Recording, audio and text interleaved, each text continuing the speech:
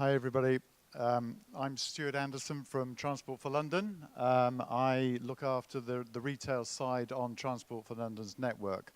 Unlike my Italian colleague, my space is very old, very shabby, and they are probably 4 or 5 years ahead in their program than I am, and I don't have any fancy internet connection yet.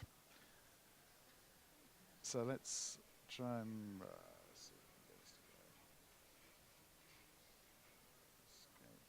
excuse me. Right, so, but what I can claim is the London Underground is the oldest underground network. It's 150 years old in January this year. So the first journey was taken between Paddington and Farringdon, a 3.5-mile journey.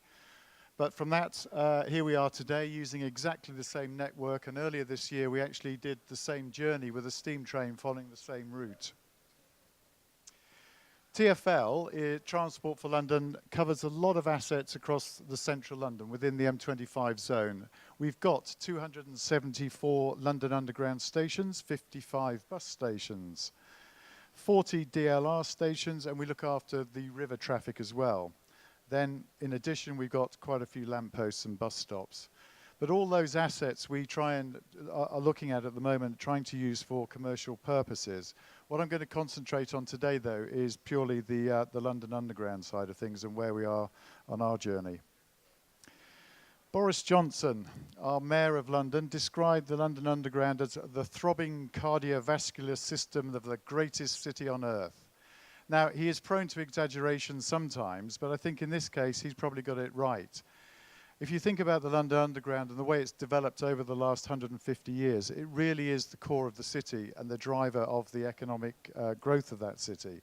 If it didn't exist, London would have developed in a very different way than it has done today. Our footfall is very high. And I was interesting to hear some of the figures from the other networks from France and in Italy. If we took the population of the 6 largest cities within Britain, we will add up to a total of 3.7 million people. And this is how many passengers we have on the London Underground every day. So if you imagine, if you are a shopping centre owner and invited every person from those 7 cities to come into your shopping centre for 1 day only in a year, that is the base of the people that I've got to work with. And that's not going to stop there.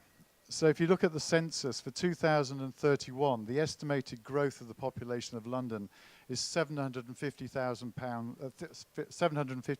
people in the next 18 years. In addition to that, there'll be 1.25 million extra people working within London. That is equivalent to 2 full underground trains full of people every week between now and 2031. So we've got a growing network, we've got a strained network. This is an example of the Underground as a brand.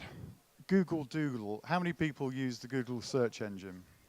Well, within London at the beginning of this year, they have the Google Doodle on the top of the search engine. And this is a copy of our famous underground map. That's the first time that Google have ever used a company or brand in that location. So it just shows the strength of the London Underground brand. We do some work with CBS, who look after our advertising on the network. They're our partners. And they carried out, they have a community of 10,000 people on the internet where they do research with. We used some of their information. They asked some questions about the use of the underground and the use of the retail facilities on the underground. Not very complex questions, but you probably can't see from this graph, but it's fairly self-explanatory. Only 4% of the people using our underground station use any of the retail facilities on the underground. 53% will use it occasionally, and 43% use them not at all. So we've got a very big gap to fill, and there's obviously a massive amount of potential that we can actually start looking at. When asked what would they like to see there, this was quite an interesting fact from my point of view. 68% wanted to see the large brands, so big companies actually turning up, but equal number of people also wanted to see small brands and independents. And that fits very well with the strategy that we're beginning to develop. It's a combination of bringing a mixture of good quality international brands and also integrating some smaller retailers in the same mix. So what are we working on? The types of things we're working on, although we've got a very confined space, very restricted retail environment and nowhere near the size of unit shops that some of the large shopping centres have, we can bring into play some of the digital, technology and digital that digital can bring us. So we're working on sponsorship, advertising, all those core issues to look at the very small retail footprint we can deal with. But the intention is to create a single coherent vision for retail, where we bring together all those aspects to try and get the most out of the retailing for the customer. So the types of things we're looking at are, it's sponsorship, looking at sponsorship of stations, looking at sponsorship of particular events. Advertising is the strongest part of the offer on the Underground at the moment, producing probably 3/4 of our total income. But we're also looking to improve the quality of our retail kiosks. We're looking at bringing in technology with vending machines and also trying to work with the internet. Most of our stations by the end of this year will be actually Wi-Fi connected. I'll just take you through a couple of live examples of stations we've looked at. Piccadilly Circus, which many of you all know, is right in the heart of the tourist centre of the West End. But our underground station bears no relevance at all to what goes on up above. So just to the north of that area is Regent Street, and just to the east over here is Leicester Square and the cinemas. We asked a number of architects to have a look at various stations, and this is one of the stations, to come up with their blue sky vision of what they might create if they had a free hand. So, taking the historic content of the station, it was built in 1906. It was substantially refurbished in 1925. And although this is a very small image, at that time it was an extremely grand station linking very well to the Regent Street. And it was once described as the centre of the empire because it was so grand. And people were actually visiting Piccadilly Circus because of the quality of the station itself. And that influenced the Moscow Underground to actually take some of the learnings from this particular station. And if anybody's been to Moscow, they will see there's quite a lot of similarity between Piccadilly and some of the Moscow Underground stations. So the architects did quite a bit of work, but actually came up with a very, very simple solution. And that is just to declutter the stations, to get rid of all the transport layers that have developed over the years and take it back to the glory that it formerly was. So we reinforce the circle of the station. We try and increase the traditional retail offer. So the area where people come out of the ticket barriers here. So this area is very busy. This tends to be quite a quiet area. So the idea is to reinstate these retail kiosks, which are only going to be about 200 or 300 square feet. So they're very, very small. But the idea is to link those retail units to Regent Street and only offer it to Regent Street occupiers. So if you can imagine Liberty or Superdry or Apple taking one of these small units, it is a wayfinder to the main stores above ground.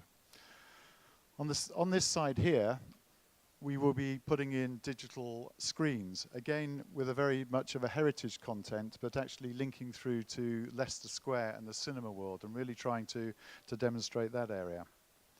So here are a couple of visions of what good might look like. Here we can see reinstating the original traditional station, using the same colours as traditionally used, and then trying to integrate in with that modern technology using exactly the same style of fittings. So you're marrying the new with the old at the same time in one station. The intention is to remove the clutter in the central part of the station, open that up and create a seating area. And then we'll try and bring in food and beverage operators, high quality food and beverage operators, to link with the Regent Street and Pall Mall location. Oxford Circus, another example.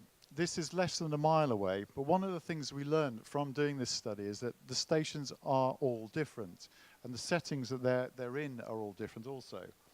So the retail we provide there has to respond to what's going on outside.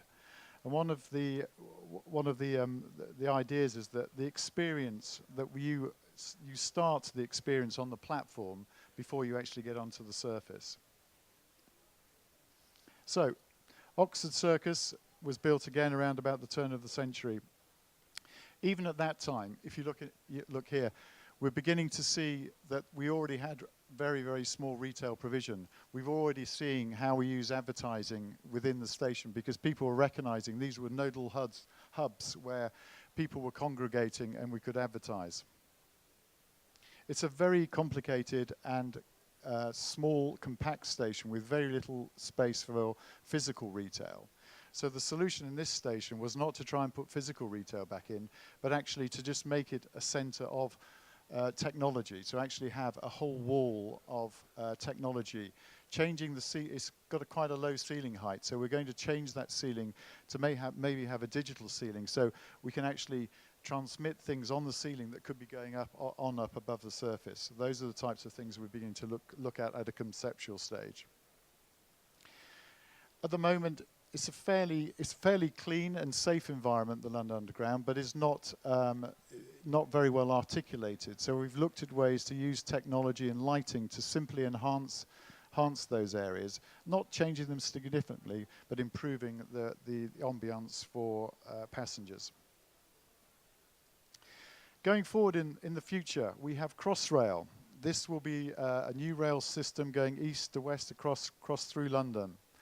It will be 73 miles long, serving London out to the east and west of London.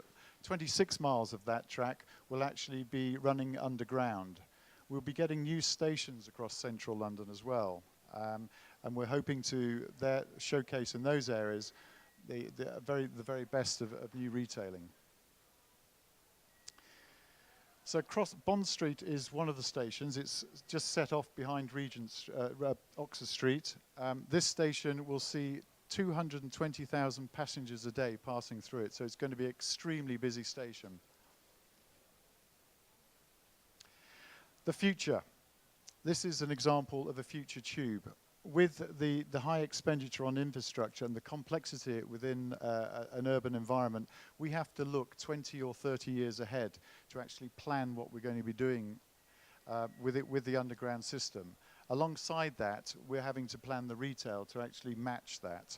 So that's the vision we've got for the underground over the next 20 or 30 years.